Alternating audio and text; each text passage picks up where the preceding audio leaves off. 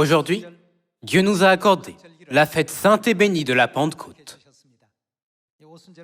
J'espère que tous les enfants de Sion du monde entier recevront d'abondantes bénédictions du Saint-Esprit de Dieu à travers la Pentecôte. Il y a 2000 ans, Jésus est ressuscité des morts et est monté au ciel 40 jours après sa résurrection. Après cela, les saints de l'Église primitive qui croyaient en Jésus se sont rassemblés dans la chambre haute de Marc et ont prié avec ferveur pendant 10 jours. Puis est venu le matin de la Pentecôte. Le Saint-Esprit de la pluie de la première saison de la Pentecôte est venu sur la chambre haute de Marc et a incité l'Évangile à croître de manière explosive à partir de ce jour-là. Pour cette même raison, nous avons prié pendant 10 jours, du jour de l'Ascension à la Pentecôte, à l'aube et au soir. À l'époque, l'Église primitive n'avait pas pu témoigner à beaucoup de gens du fait que Jésus-Christ était le Sauveur qui était venu sur cette terre en chair.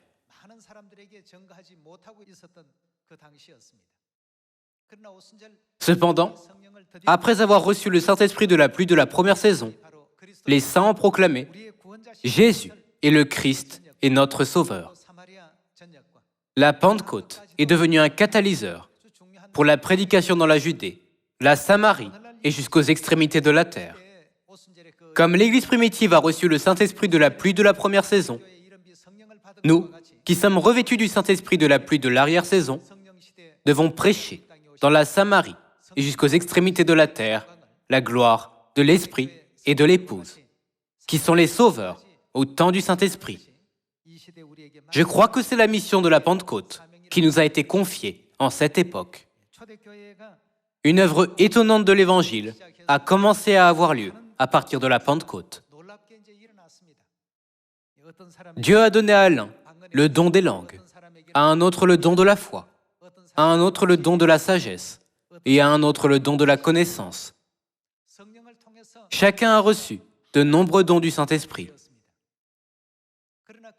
Mais ils n'ont pas utilisé ces dons qu'ils avaient reçus pour leurs affaires personnelles.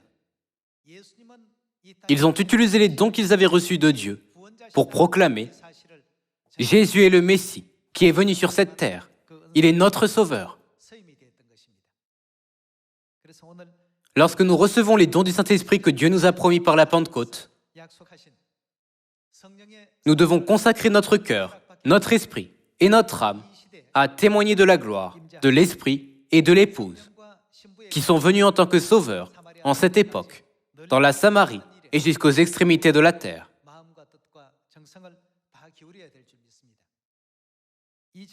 Examinons les événements qui se sont produits le jour de la Pentecôte il y a 2000 ans. Voyons Actes chapitre 2, verset 1. Le jour de la Pentecôte, ils étaient tous ensemble dans le même lieu. En regardant le chapitre 1, ne pouvons-nous pas voir la scène où les croyants ont prié avec ferveur? Voyons Actes chapitre 1, verset 15. En ces jours-là, Pierre se leva au milieu des frères, le nombre des personnes réunies étant d'environ, combien? 120. Après l'ascension de Jésus sur la montagne des Oliviers, qu'ont fait 120 croyants pendant 10 jours jusqu'à la Pentecôte? Actes chapitre 1, verset 12. Alors ils retournèrent à Jérusalem, de la montagne appelée des Oliviers, qui est près de Jérusalem, à la distance d'un chemin de sabbat. Quand ils furent arrivés, ils montèrent dans la chambre haute, où ils se tenaient d'ordinaire. C'étaient Pierre, Jean, Jacques, André, Philippe, Thomas, Barthélemy, Matthieu, Jacques, fils d'Alphée, Simon le Zélote, et Jude, fils de Jacques. Tous, d'un commun accord, persévéraient dans la prière, avec les femmes, et Marie, mère de Jésus, et avec les frères de Jésus. Nous pouvons voir, dans Actes chapitre 2, verset 1, après l'ascension de Jésus, qu'ils ont prié avec ferveur pendant 10 jours, et finalement, la Pentecôte est venue. Le jour de la Pentecôte, ils étaient tous ensemble dans le même lieu. Tout à coup, il vint du ciel un bruit comme celui d'un vent impétueux, et il remplit toute la maison où ils étaient assis. Des langues, semblables à des langues de feu, leur apparurent, séparées les unes des autres. et se posèrent sur chacun d'eux. Et ils furent tous remplis du Saint-Esprit et se mirent à parler en d'autres langues, selon que l'Esprit leur donnait de s'exprimer. Lorsque nous regardons Actes chapitre 2, les dons du Saint-Esprit ont été accordés le jour de la Pentecôte. Le Saint-Esprit s'est posé sur chacun d'eux. Et à partir de ce jour, ils ont prêché la parole de l'Évangile de Dieu en disant « Jésus est le Christ. Jésus est Dieu Tout-Puissant qui est venu du ciel. Croyez en Jésus et recevez le salut et le pardon des péchés. » Ce genre de prédication a commencé à la suite de la réception du Saint-Esprit de la pluie de la première saison, le jour de la Pentecôte. Voyons l'œuvre de l'Évangile en allant à Actes chapitre 2, verset 37. Verset 37. Après avoir entendu ce discours, ils eurent le cœur vivement touché, et ils dirent à Pierre et aux autres apôtres, « Hommes, frères, que ferons-nous » Pierre leur dit, « Repentez-vous, et que chacun de vous soit baptisé au nom de Jésus-Christ, pour le pardon de vos péchés. » Voyons le verset 40. Et, par plusieurs autres paroles, il les conjurait et les exhortait, disant, « Sauvez-vous de cette génération perverse. » Ceux qui acceptèrent sa parole furent baptisés. Et, en ce jour-là, le nombre des disciples augmenta d'environ, combien 3000 âmes. À partir de ce moment, toutes les œuvres des apôtres ont été accomplies avec la puissance du Saint-Esprit de la pluie de la première saison de la Pentecôte. Continuons avec le verset 43. La crainte s'emparait de chacun, et il se faisait beaucoup de prodiges et de miracles par les apôtres. Tous ceux qui croyaient étaient dans le même lieu, et ils avaient tout en commun. Ils vendaient leurs propriétés et leurs biens, et ils en partageaient le produit entre tous, selon les besoins de chacun. Ils étaient chaque jour tous ensemble assidus au temple. Ils rompaient le pain dans les maisons, et prenaient leur nourriture avec joie et simplicité de cœur, louant Dieu et trouvant grâce auprès de tout le peuple. Et qu'est-il arrivé? Le Seigneur ajoutait chaque jour à l'Église ceux qui étaient sauvés. Après que 120 croyants ont reçu le Saint-Esprit de la pluie de la première saison de la Pentecôte, tout à coup, 3000 personnes se sont repenties et ont reçu le salut le jour même. Juste après cela, de nombreuses personnes se sont fait baptiser et ont été conduites à la repentance par la grâce de Dieu. Cette œuvre étonnante a continué chaque jour. Parce que l'Évangile s'est répandu de manière explosive en si peu de temps, les gens du judaïsme, qui étaient la religion dominante, se sont sentis inquiets.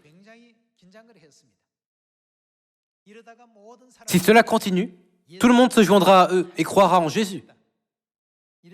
Ils ont estimé ne pas devoir simplement laisser cela continuer à se produire. Alors ils ont commencé à empêcher activement les apôtres de prêcher. Voyons Actes chapitre 4, verset 17. Mais, afin que la chose ne se répande pas davantage parmi le peuple, défendons-leur avec menace de parler désormais à qui que ce soit en ce nom-là. Lorsque les disciples sont allés en criant « Repentez-vous, soyez baptisés et recevez le pardon des péchés au nom de Jésus-Christ », de nombreuses personnes ont été sauvées. À cela, les gens qui suivaient le judaïsme se sont sentis grandement menacés. Donc, ils ont essayé d'empêcher l'Évangile de se répandre davantage parmi le peuple en menaçant les disciples et ont fait de leur mieux pour empêcher l'Évangile de se répandre. Défendons-leur avec menace de parler désormais à qui que ce soit en ce nom-là. Et, les ayant appelés, ils leur défendirent absolument de parler et d'enseigner au nom de Jésus. Pierre et Jean leur répondirent, « Jugez s'il est juste devant Dieu de vous obéir plutôt qu'à Dieu, car nous ne pouvons pas ne pas parler de ce que nous avons vu et entendu. » Auparavant, lorsque les disciples ont vu Jésus saisi, ils l'ont renié en disant « Je ne connais pas Jésus ». Cependant, les mêmes disciples en sont ensuite venus à témoigner de Jésus avec audace. Grâce à leur audace, Dieu a ouvert la porte pour l'Évangile encore et encore. Où qu'ils proclament le nom de Jésus-Christ, 3000 et même 5000 personnes ont été sauvées chaque jour grâce à l'œuvre étonnante du Saint-Esprit. Continuons avec le verset 20. car nous ne pouvons pas ne pas parler de ce que nous avons vu et entendu.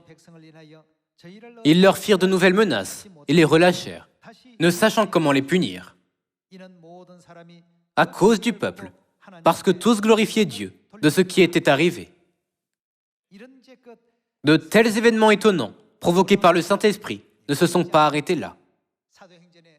La puissance du Saint-Esprit de la pluie de la première saison de la Pentecôte a continué à répandre l'Évangile dans la Samarie et jusqu'aux extrémités de la terre, comme le montre le livre des Actes. Allons au chapitre 5. Voyons le verset 12, puis passons au verset 17. Beaucoup de miracles et de prodiges se faisaient au milieu du peuple par les mains des apôtres. Ils se tenaient tous ensemble au portique de Salomon. Et aucun des autres n'osait se joindre à eux, mais le peuple les louait hautement. Le nombre de ceux qui croyaient au Seigneur, hommes et femmes, augmentait de plus en plus, de sorte qu'on apportait les malades dans les rues et qu'on les plaçait sur des lits et des couchettes, afin que, lorsque Pierre passerait, son nombre au moins en couvre quelques-uns. La multitude accourait aussi des villes voisines à Jérusalem, amenant des malades et des gens tourmentés par des esprits impurs, et tous étaient guéris. Verset 17. Cependant, le souverain sacrificateur et tous ceux qui étaient avec lui, savoir le parti des Sadducéens, se levèrent, remplis de quoi? Remplis de jalousie. Parce que l'évangile de l'Église primitive s'est répandu si rapidement, ils ont commencé à se sentir jaloux. Verset 18. Mirent la main sur les apôtres et les jetèrent dans la prison publique. Mais un ange du Seigneur, ayant ouvert pendant la nuit les portes de la prison, les fit sortir et leur dit, « Allez, tenez-vous dans le temple et annoncez au peuple toutes les paroles de cette vie. » Ayant entendu cela, ils entrèrent dès le matin dans le temple et se mirent à enseigner. Le souverain sacrificateur et ceux qui étaient avec lui étant arrivés, ils convoquèrent le Sanhédrin et tous les anciens des fils d'Israël, et ils envoyèrent chercher les apôtres à la prison. Les huissiers, à leur arrivée, ne les trouvèrent point dans la prison. Ils s'en retournèrent et firent leur rapport en disant « Nous avons trouvé la prison soigneusement fermée, et les gardes qui étaient devant les portes. Mais, après avoir ouvert, nous n'avons trouvé personne dedans. » Lorsqu'ils eurent entendu ces paroles, le commandant du temple et les principaux sacrificateurs ne savaient que penser des apôtres et des suites de cette affaire. Quelqu'un vint leur dire « Voici, les hommes que vous avez mis en prison sont dans le temple, et ils enseignent le peuple. » Alors le commandant partit avec les huissiers, et les conduisit sans violence, car ils avaient peur d'être lapidés par le peuple. Après qu'ils les eurent amenés en présence du Sanhédrin, le souverain sacrificateur les interrogea en ces termes. « Ne vous avons-nous pas défendu expressément d'enseigner en ce nom-là? Et voici, vous avez rempli Jérusalem de votre enseignement, et vous voulez faire retomber sur nous le sang de cet homme. » Pierre et les apôtres répondirent, « Il faut obéir à Dieu plutôt qu'aux hommes. Le Dieu de nos pères a ressuscité Jésus, que vous avez tué en le pendant au bois. Dieu l'a élevé par sa droite comme prince et sauveur, pour donner à Israël la repentance et le pardon des péchés. »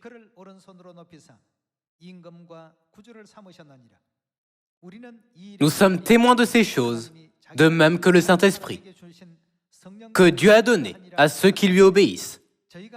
Furieux de ces paroles, il voulait les faire mourir. Les apôtres sont devenus très audacieux et courageux. Après avoir revêtu la puissance du Saint-Esprit, ils n'avaient plus peur de rien dans ce monde. S'ils étaient martyrisés en prêchant l'Évangile et en faisant la volonté de Dieu, ils croyaient qu'ils seraient conduits dans les bras de Dieu dans le ciel. Puisque les apôtres y croyaient de tout leur cœur, ils étaient très courageux en prêchant l'Évangile. Par le passé, les apôtres avaient peur des souverains sacrificateurs et se sentaient inquiets chaque fois qu'ils les rencontraient. Mais après avoir reçu le Saint-Esprit, ils ont proclamé « Jésus est Dieu, et nous obéissons simplement à ce que Dieu nous a ordonné. Pourquoi est-ce un problème pour vous ?» Comme cela, ils ont prêché l'Évangile avec audace. Et inévitablement, cela a mené à des résultats prospères de l'Évangile. Maintenant, en cette époque aussi, lorsque nous prêcherons l'Évangile avec audace, l'œuvre du Saint-Esprit de la pluie de l'arrière-saison de la Pentecôte aura certainement lieu. Ne serait-il pas possible de conduire 3000 et même 5000 personnes au salut en un jour? Bien que les apôtres soient menacés et mis dans des situations dangereuses, il y avait un pharisien nommé Gamaliel, qui était un docteur de la loi et avait un grand discernement. Continuons avec le verset 34. Mais un pharisien nommé Gamaliel, docteur de la loi, estimé de tout le peuple, se leva dans le Sanhédrin et ordonna de faire sortir un instant les apôtres. Puis il leur dit, « Hommes israélites, prenez garde à ce que vous allez faire à l'égard de ces gens.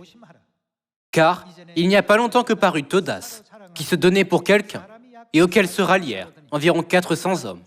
Il fut tué, et tous ceux qui l'avaient suivi furent mis en déroute et réduits à rien. Après lui parut Judas le Galiléen, à l'époque du recensement, et il attira du monde à son parti. Il périt aussi, et tous ceux qui l'avaient suivi furent dispersés. À ce moment-là, Gamaliel, docteur de la loi, a parlé à la foule de gens qui persécutaient les disciples, en disant, « Lorsque le chef a été tué, tous ceux qui l'avaient suivi n'ont-ils pas été automatiquement dispersés ?» Verset 38. « Et maintenant, je vous le dis, ne vous occupez plus de ces hommes et laissez-les aller. Si cette entreprise ou cette œuvre vient des hommes, elle se détruira. Mais si elle vient de Dieu, qu'arrivera-t-il? Vous ne pourrez la détruire. »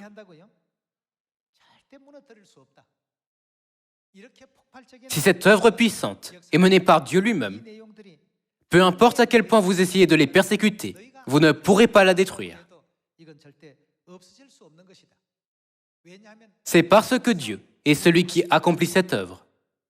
Au contraire, si cette œuvre ne vient pas de Dieu, elle disparaîtra naturellement, même si vous ne vous en occupez pas.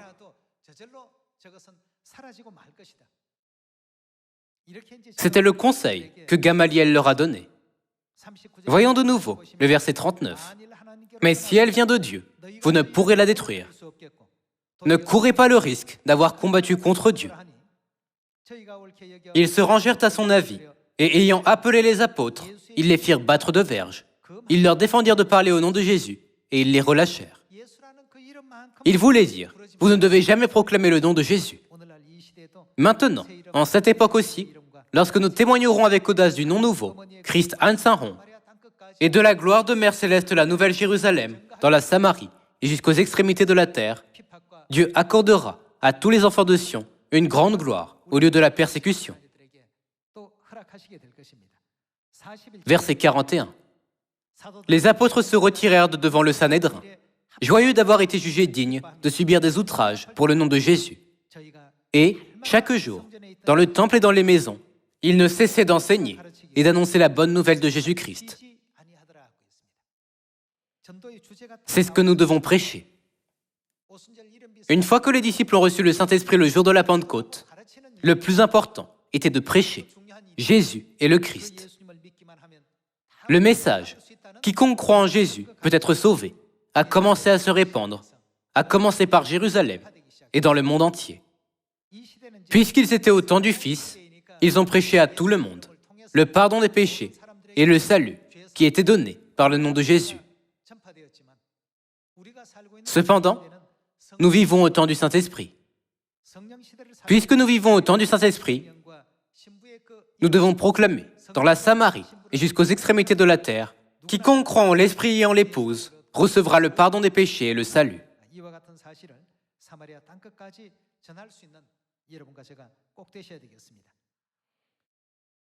À l'époque où nous vivons maintenant, Dieu a également promis de nous accorder le Saint-Esprit de la pluie de l'arrière-saison de la Pentecôte. Que devrions-nous faire avec le Saint-Esprit que nous recevons? Devrions-nous simplement endormir le Saint-Esprit et éteindre son feu? Dans la parabole des 10 talents, l'homme qui a reçu un talent l'a enterré dans le sol. Allons-nous faire de même avec le Saint-Esprit? Ou allons-nous l'utiliser comme ceux qui ont gagné 5 ou même 10 autres talents? Frères et sœurs, nous devons utiliser le Saint-Esprit. Les 2 serviteurs qui ont utilisé les talents qu'ils ont reçus ont été bénis. Le maître ne les a-t-il pas complimentés en disant « c'est bien » ? Mais celui qui a enterré son talent n'a reçu aucun compliment. Il a plutôt été réprimandé et puni par Jésus-Christ. Nous le savons très bien, par la parabole écrite dans Matthieu chapitre 25. Dieu accorde maintenant les dons du Saint-Esprit à tout le monde. À moins que nous n'utilisions les dons que nous avons reçus, nous ne pourrons pas dire quel genre de dons nous avons reçus de Dieu. Lorsque nous prêcherons, tout nous sera révélé. À l'un a été donné le don de la sagesse, à un autre le don de la connaissance ou le don de la foi, à un autre le don de parler dans d'autres langues, et à un autre le don d'interpréter ces langues. Dieu a donné divers dons du Saint-Esprit à travers la Pentecôte. Nous ne devons pas laisser les dons que nous avons reçus devenir inutiles. Ne devrions-nous pas les utiliser pleinement pour manifester la gloire de Père Céleste et de Mère Céleste? Allons à Actes chapitre 6. Actes chapitre 6, verset 1. En ce temps-là, le nombre des disciples, comment était-il? Augmentant. Dieu a répandu des bénédictions chaque jour. Alors ils ont grandi en nombre inévitablement. Passons au verset 7. La parole de Dieu se répandait de plus en plus. Le nombre des disciples augmentait beaucoup à Jérusalem. Et une grande foule de sacrificateurs faisait comment? Obéissait à la foi. C'était quelque chose d'inimaginable auparavant. Même une grande foule de sacrificateurs se sont humiliés et ont obéi à la vérité. De tels événements étonnants et inimaginables ont commencé à avoir lieu. Continuons avec le verset 8. Étienne, plein de grâce et de puissance, faisait des prodiges et de grands miracles parmi le peuple. Quelques membres de la synagogue, dites des affranchis, de celle des Cyrénéens et de celle des Alexandrins, avec des Juifs de Cilicie et d'Asie, se mirent à discuter avec lui. Mais ils ne pouvaient résister à sa sagesse et à l'esprit par lequel il parlait. La Bible nous enseigne que lorsque les disciples ont prêché après avoir reçu le Saint-Esprit de la pluie de la première saison de la Pentecôte, les gens qui s'opposaient à eux ne pouvaient pas résister à la sagesse de ceux qui avaient reçu le Saint-Esprit. Continuons avec le verset 11. Alors ils soudoyèrent des hommes qui dirent « Nous l'avons entendu proférer des paroles blasphématoires contre Moïse et contre Dieu. » Ils émurent le peuple, les anciens et les scribes, et, se jetant sur lui, ils le saisirent et l'emmenèrent au Sanhédrin. Ils produisirent de faux témoins, qui dirent « Cet homme ne cesse de proférer des paroles contre le lieu saint et contre la loi.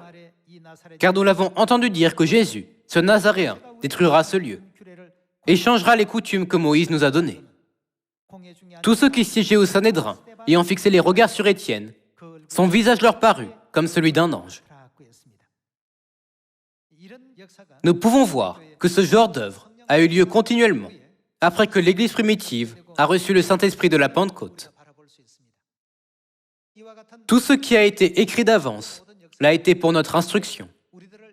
L'œuvre du Saint-Esprit de la pluie de la première saison brûlait de ferveur. Alors, à quel point l'œuvre du Saint-Esprit de la pluie de l'arrière-saison devrait-elle être plus puissante, puisque ce que nous recevons est 7 fois plus fort qu'à ce moment-là. Comme Dieu nous a accordé les dons du Saint-Esprit 7 fois plus grands, ayons tous la foi en nous consacrant à la prédication de l'Évangile dans la Samarie et jusqu'aux extrémités de la terre. À l'un a été donné le don de la sagesse, à un autre le don de la connaissance, et à un autre le don de la foi. Aujourd'hui, Dieu accordera à chacun de nous tous les dons nécessaires à l'Évangile. Vous pouvez vous demander, quel genre de don ai-je reçu? Si vous n'êtes pas sûr, allez prêcher. Lorsque vous prêcherez, Dieu vous fera savoir quel genre de don vous avez reçu. Il est dit que ceux qui s'opposaient aux paroles dites par Étienne ne pouvaient pas résister à la sagesse du Saint-Esprit. Peu importe le type de don accordé, ils ont tous été utilisés pour témoigner du Sauveur de l'époque. Dieu nous accorde librement le Saint-Esprit de la pluie de l'arrière-saison pour nous permettre de prêcher Elohim, Dieu le Père et Dieu la Mère, qui est venu pour nous sauver en cette époque. Aujourd'hui, n'éteignons pas le feu du Saint-Esprit. Utilisons plutôt le Saint-Esprit que Dieu nous a accordé pour conduire toute l'humanité au royaume des cieux.